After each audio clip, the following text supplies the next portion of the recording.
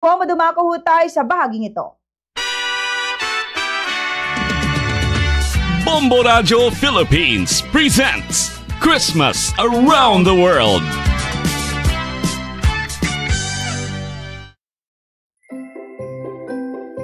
Ang bansang Bahamas ay isa sa mga bansang kilala sa makulay at masiglang pagdiriwang tuwing Pasko.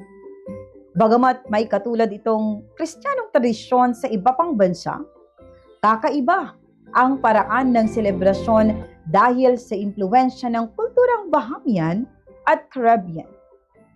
Ang ulit dito ay naglalayong ilarawan ang pangunahing tampok na pagdiriwang ng Pasko sa Bahamas. Ang pinakatampok na bahagi ng selebrasyon ay ang John Canoe, isang tradisyonal na street parade na nagaganap tuwing ika-26 ng Disyembre hanggang sa ika-1 ng Enero. Kabilang dito ang makukulay na costume, malalakas na mga tambol, mga cowbells at sayawan sa lansangan. Itinuturing itong pinakamalagang kultura ng pagdiriwang sa bansa na dinadagsa ng mga lokal, maging na din ng mga turista. At kaugnay po yan, mga kabomo, para bigyan ho tayo nito nga hong ito yung nga pong mga karagdagang impormasyon kaugnay po sa pagdiriwang po ng Christmas or Pasko dyan po sa may Bahamas. Ang ating pong Bombo International News Correspondent si Ma'am April Dualio para samahan po tayo ngayon pong araw po na ito. Magandang araw po sa inyo, Ma'am April. Eto, Merry Christmas po sa inyo. Bumati po muna kayo sa lahat po ng mga listeners and viewers po natin, Ma'am. Magandang umaga po at advance Merry Christmas mo sa lahat. Sana ay naghahanda na po ang lahat. Oo, well, excited na po kami, no? Ma'am April, dito po sa atin pong Christmas. And I know, kayo din po dyan po sa may part po ng Bahamas. Pero so far, Ma'am, kumusta yung preparation? Kumusta po yung atmosphere dyan po sa may Bahamas dito nga pong pagpasok po ng buwan po ng Disyembre po, Ma'am April? So ngayon ay nagsisimula na yung mga establishments, mga offices at kanila lang po ay isinagawa po nila yung tree lighting nila doon po sa malaking area po nila na doon po yung pinakamalaking Christmas tree nila. Kanila lang po Christmas tree lighting nila. Oo. Gaano po? Medyo malamig na din po dito. Okay, Ma'am. Oo. So, gaano po kalaki yung ngahong Christmas tree po dyan, Ma'am, na talagang pinailawan po kanina lang po, Ma'am April? Hindi po ako sure sa exact laki, pero mga 2 story po ata ng building. Oo, talagang malaki din po, no, Ma'am April. Pero dyan, Ma'am, talagang every year po namin kayong mga nakukuha dito po sa ating pong linya para po dito po sa ating pong Christmas Around the World. Pero para po ma-refresh yung ating pong mga kababayan, so far, ano po ba yung pong mga tradisyon, mga karaniwang ginagawa po diyan, Ma'am, sa may Bahamas kapag eto, pag-uusapan po natin ang Christmas po, Ma'am April? So, yun po. Same din po dyan sa atin sa Pinas, yung mga decoration, sa mall, sa mga offices, sa hospital, sa amin. Meron kaming door competition. So, magpapatalbugan yung yes po. lahat ng mga wards ng door, mga decorations nila. At meron po yung premyo. And yung mga meron din silang yung fireworks, kaso nga lang hindi siya kagaya sa atin na kada kalye meron. Meron lang specific na mga lugar or hotel kung saan may mga fireworks na pwedeng magsagawa nun. At saka sa pagkain naman po nila, meron sila yung ham, turkey, pero hindi po kagaya sa atin na yung maliit na ham. Yes po. Malaki po talaga. Parang lechon na po nila dito. And yung turkey, so malaki din po.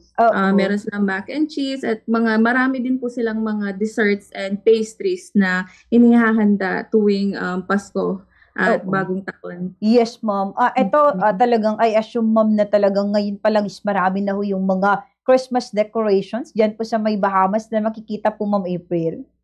Opo, marami na din po mga nagde-decorate.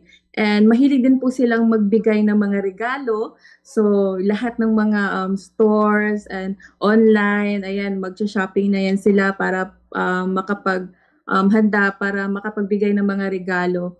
And nalaman ko lang ngayon sa Yes po. kasama ko sa trabaho na dahil napapalibutan to ng dagat, kasi isla siya, so yung mga tao is may mga bangka, may mga boats, malaki, maliit. And meron silang kompetisyon na dinadecorate nila yung mga boats, mga yate, ganun. At yun po, competition din po siya. Ganun, parang maglalakad sila sa east hanggang sa west.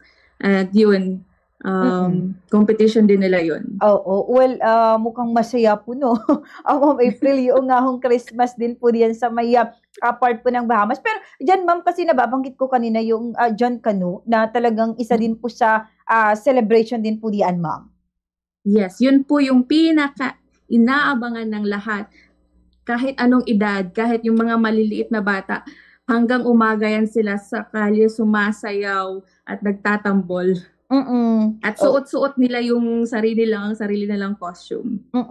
Gaano, ma'am, karami yung nga pong ito lumalabas din po ng mga residente, mga locals po diyan, and even ito nga pong mga tourist para saksihan ito nga pong pinaka-highlight po ng Christmas dyan po sa may Bahamas po, ma'am April. Almost lahat siguro ng sa household nila merong pupunta doon. Yes po. Talaga. Iba-iba po, competition po talaga siya. More on, ma'am, talagang nagsasayawan at yung nagpapatugtog po, ma'am, during John Canoe. Nagpapatalbugan sila sa costumes nila at sa mga decorations nila. Kasi malaki din po yung premyo nila. Okay. Pero Tsaka napaka-stricto ng rules ng competition nila. So lahat yung sinusunod nila. Sa inyo dyan, ma'am, kasi talagang parang ito nga, based din po sa mga napapanood po natin, nababasa po natin na talagang very makulay din po yung nga pong Christmas dyan po sa may Bahamas. Marami po ba yung po mga nagpupunta po diyan para po magbakasyon? At ito, dyan po i-celebrate po yung Pasko po, ma'am April? Yes po. From Pasko to New Year, merong ding mga artists, yung mga foreign artists na pumupunta dito. Para mag-concert. And yun din po yung inaabangan nila. Pero dyan, ma'am, meron po ba yung caroling and at the same time yung usong-uso dito sa atin, yung simbang gabi? Yung caroling is, napansin ko lang, hindi siya yung every bahay tsaka every gabi. More on siya, yung gated community, mga ganun lang. Yes po. Tapos yung simbang gabi po, hindi po nila tradisyon yun. Pero yung Filipino community po dito parang ibinabahagi namin doon. So ngayong December 15 magsisimula po yung simbang gabi namin dito. At pangungunahan po ito ng Bahamian priest. So yun po, gusto po niyang maranasan kung paano po i-celebrate yung Pasko at simbang gabi ng mga Pinoy. Okay. So sa inyo, ma'am, dyan naman po sa speaking of dito nga pong mga kababayan po nating Pinoy, Filipino community dyan po sa may Bahamas, ano naman po yung mga pagpaplano po ninyo, ma'am, this Christmas?